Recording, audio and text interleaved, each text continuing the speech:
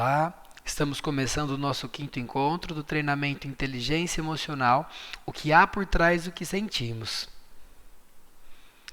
No nosso último encontro, no capítulo anterior do treinamento, a gente conversou um pouquinho sobre como as emoções acabam tendo um caráter gradual na maioria das vezes, e que a intensidade vai aumentando conforme a gente vai fazendo a leitura do ambiente. Conversamos sobre as peculiaridades de cada emoção, da ansiedade, da raiva e da tristeza. E falamos também sobre a importância do autoconhecimento. Terminei a última fala propondo um exercício para vocês registrarem, pensando quais são as coisas que acabam afetando o humor de vocês dentro do ambiente de trabalho. Raiva, tristeza e ansiedade. Espero que de alguma forma esse exercício tenha colaborado para aumentar a consciência de vocês sobre os padrões de sofrimento e de repente questionando alguns pensamentos que podem não ser tão verdadeiros sobre a situação em si. Hoje a gente vai explicar um pouquinho sobre o sofrimento legítimo, vai entender um pouquinho sobre como lidar com o sofrimento legítimo e vamos introduzir o conceito de habilidades e desempenho social, certo? Então, no último encontro, batemos bastante na tecla de que nós, enquanto pessoas, temos responsabilidades pelo que sentimos, e isso continua sendo verdade. Porém, algumas situações realmente elas são potencialmente estressoras e elas podem causar danos emocionais até mesmo em pessoas sadias, Uma pessoa com inteligência emocional não quer dizer que ela não sofra, É importante a gente ter clareza disso. O sofrimento é inerente à vida humana. Mas vamos pensar então no exemplo do G, que sofre assédio moral quase todos os dias. O superior grita com ele na frente de todos, chama ele de burro, de incompetente. Nesse caso fica claro para a gente que, no caso G, ele não é culpado necessariamente pelo que ele sente. Ele inevitavelmente ele acaba trazendo esse sentimento de tristeza, de humilhação, porque o seu superior está sendo extremamente negativo, tóxico.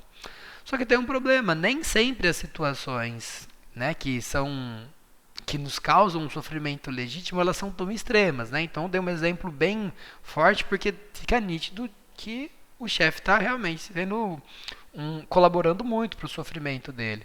Mas algumas pessoas têm uma certa dificuldade de fazer uma leitura do ambiente realista. Então, isso tem até a ver com o exercício que eu propus no término do encontro anterior. A terceira parte, a terceira coluna, que ela traz o questionamento: o sentimento que eu estou tendo nesse momento, ele está numa proporção adequada ou há algo meu implícito nisso? Então, às vezes, a pessoa pegou num ponto fraco meu e eu tive uma emoção muito intensa, mas não necessariamente que o ambiente foi o culpado por isso, de uma forma que eu tenho que causar algo nesse ambiente para modificá-lo, entendem? Além disso, como outras perguntas que podem nortear a nossa reflexão. Eu fui realmente prejudicado, injustiçado ou humilhado nessa situação? No caso da situação do G, sim. Mas e no nosso dia a dia? Quantas vezes será que a gente se sente prejudicado ou humilhado sem de fato ter sido? Isso costuma acontecer ou não? Esse tipo de situação é recorrente? Então, essa coisa que está acontecendo agora, ela acontece sempre ou aconteceu dessa vez e foi um episódio apenas infeliz? Esse tipo de situação fere meus direitos enquanto trabalhador ou ser humano? É possível que eu consiga me manter saudável dentro desse contexto? Então, se essas respostas todas apontarem para uma negativa, é importante que a gente lembre assim: todos nós temos limites pessoais. Não há um crivo para isso. Essa última pergunta de é possível que eu consiga me manter saudável dentro desse contexto, é entender que eu tenho limites também. Que caso o ambiente profissional ele esteja de alguma forma ultrapassando esses limites, é o momento que talvez a gente tenha que tomar alguma decisão. Então, quando o problema de fato se trata de um ambiente tóxico, é interessante que a gente trace um plano de ação para lidar com isso.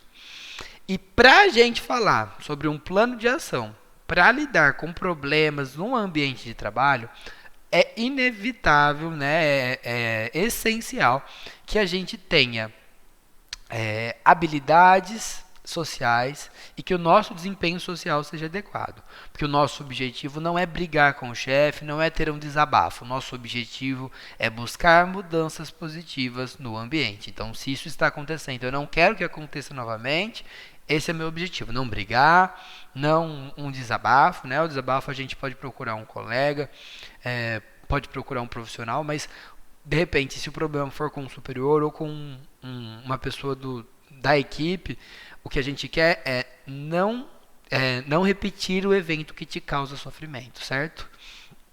Então, habilidades sociais dá para a gente conceituar como um repertório, né, necessário para que a gente interaja num contexto social. Então, coloco aqui alguns exemplos.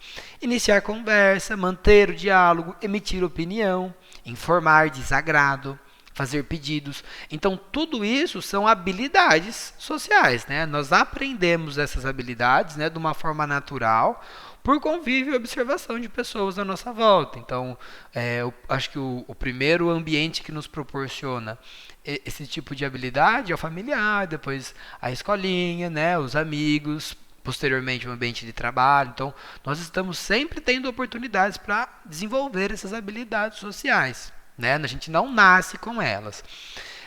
Porém, não é o único meio de se aprender só observando, né? Porque vamos supor, nossa, eu cresci com uma família que tem pouquíssimas habilidades sociais, agora ferrou.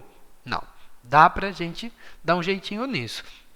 Só que aprender como fazer, a gente chega no ponto de que não necessariamente eu conviver com pessoas que têm habilidades sociais faz com que eu de fato saiba colocar isso em prática.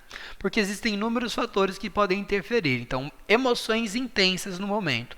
Se eu estou muito irritado ou estou com muita ansiedade, por exemplo, de iniciar uma conversa, mesmo que eu saiba como puxar assunto, talvez eu não puxe. A falta de motivação para se comunicar de forma assertiva. Às vezes eu estou tão irritado que eu não quero me comunicar de uma forma legal. Eu quero ofender, eu quero causar dor. Né? E isso vai interferir no meu desempenho social. Experiências marcantes do passado. Pô, uma vez eu tentei conversar com o meu chefe e não deu certo, então eu já aprendi que não dá para conversar. E aí eu me mantenho numa questão de repetição e evito totalmente que isso possa acontecer novamente. Leitura do ambiente comprometido. Então, se eu vejo, às vezes a pessoa foi educada comigo, mas eu achei que ela está sendo petulante, que ela quis me ofender de alguma forma, eu não vou me comunicar de uma forma tão bacana, né? E aí a gente entra na questão das competências, né? O conceito de chá, para quem ainda não teve contato com ele, fala sobre o conhecimento, a habilidade e a atitude, tudo dentro de um aspecto único, que faz com que a gente tenha ou não competência para fazer algo. No caso da competência social, né, do desempenho social, o conhecimento seria saber o conjunto de palavras, o tom de voz e expressões que eu devo utilizar para alcançar meu objetivo. Então, eu sei que para iniciar a conversa com o meu chefe tem que dar um bom dia, eu tenho que ser educado, eu sei todo o conjunto de palavras que eu preciso utilizar. A habilidade é a aplicação disso que eu sei. Então, eu sei quais são as habilidades que eu tenho, os conhecimentos que eu preciso utilizar. Eu sei as palavras que necessitam ser utilizadas e eu consigo aplicar isso. Eu consigo falar no momento, né, para o meu superior. Eu consigo colocar isso em prática.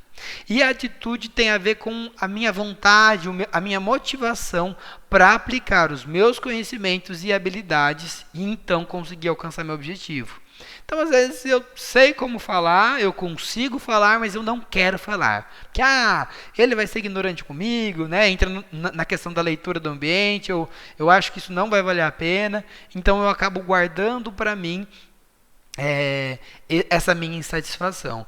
E que, no fim das contas, o grande prejudicado acaba sendo eu no meio disso tudo, certo? O encontro de hoje a gente vai finalizando por aqui.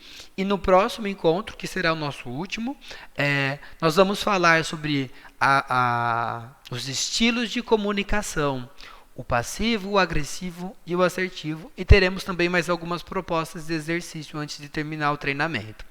Eu espero que vocês tenham gostado e eu te encontro no nosso próximo vídeo. Até mais!